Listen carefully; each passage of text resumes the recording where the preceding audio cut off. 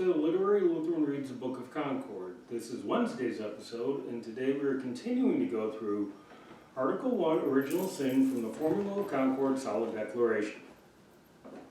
Terms and expressions. For terms and expressions, it is best and safest to use and retain the form of sound words used about this article in the Holy Scriptures in the above-mentioned books. To avoid argument about words and expressions which are applied and used in various senses, they should be carefully and distinctly explained. For example, it is said that God creates the nature of people.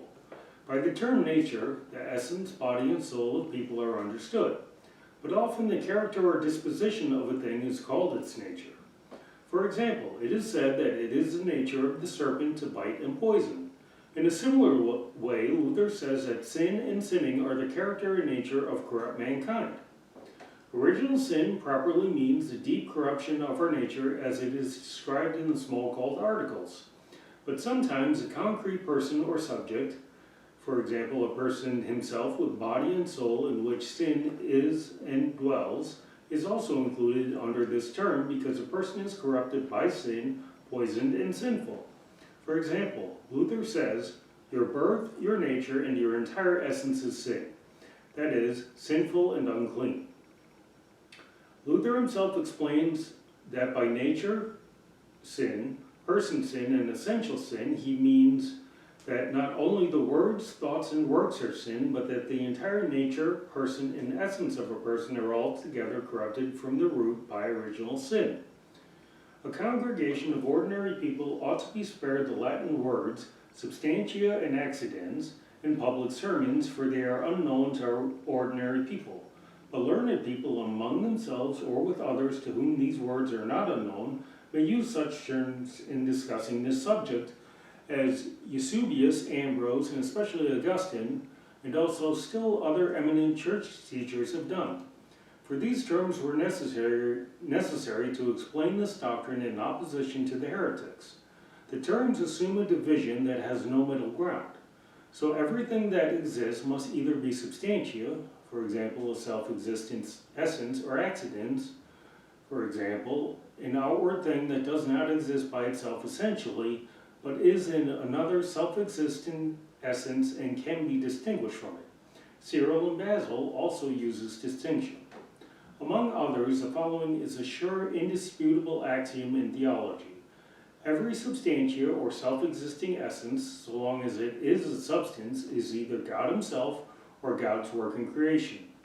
In many writings against the Manichaeans, in common with all true teachers, Augustine has condemned and rejected the following statement after due consideration and with seriousness. Original sin is man's nature or substance.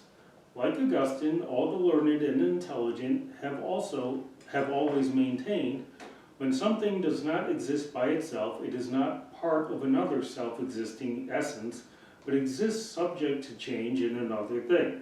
It is not a substantia. That is, it is not something self-existing. Instead, it is an accidens. That is, it is something accidental. So Augustine is accustomed to speak in this way constantly. Original sin is not human nature itself, but an accidental defect and damage in human nature. Before this controversy, people spoke in this way, also in our schools and churches according to the rules of logic, freely and without being suspected of heresy. They were never condemned on this account either by Dr. Luther or any Orthodox teacher of our pure evangelical churches. It is indisputable truth that everything that is either a substance or an accident. In other words, either a self-existing essence or something accidental in it. This has just been shown and proven by testimonies of the church teachers. No truly intelligent person has ever had any doubts about this. Therefore, necessity constrains here, and no one can avoid it.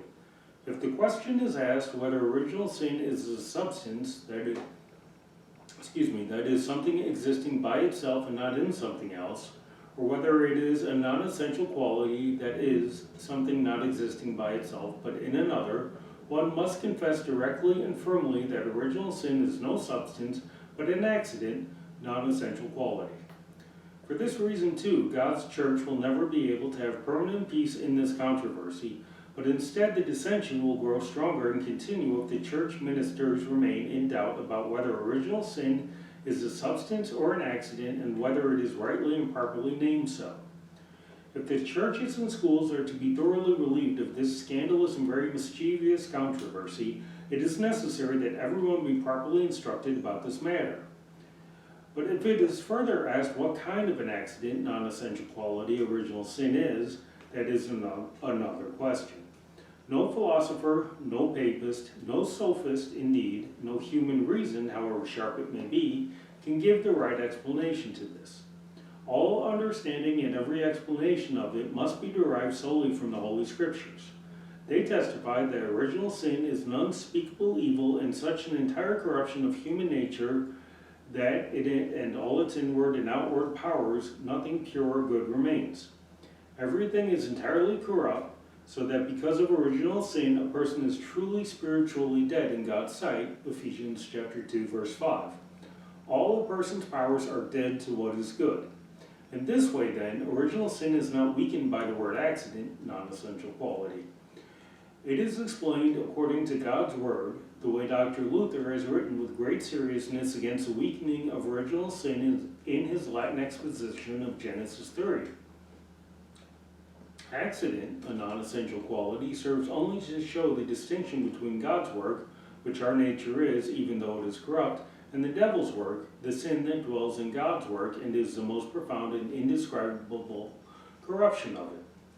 Luther, in his treatment of the subject, has used the term accident and also the term quality and has not rejected them. But at the same time, he has, with special seriousness and great zeal, taken the greatest pains to explain and to impress upon every single reader what a horrible quality and accident it is. For by human nature is not merely polluted, but it is so deeply corrupted that nothing pure or incorrupt has remained in it. His words on Psalm 90 show this. Whether we call original sin a quality or a disease, it is indeed the utmost evil, that we are not only to suffer God's eternal wrath and eternal death, but that we do not even understand what we suffer. And again, on Genesis 3, he writes, we are infected with the poison of original sin from the bottom of the foot to the top of the head, because this happened to us in a still perfect nature. This has been the Literary Lutheran Reads the Book of Concord, and I wish you a blessed day.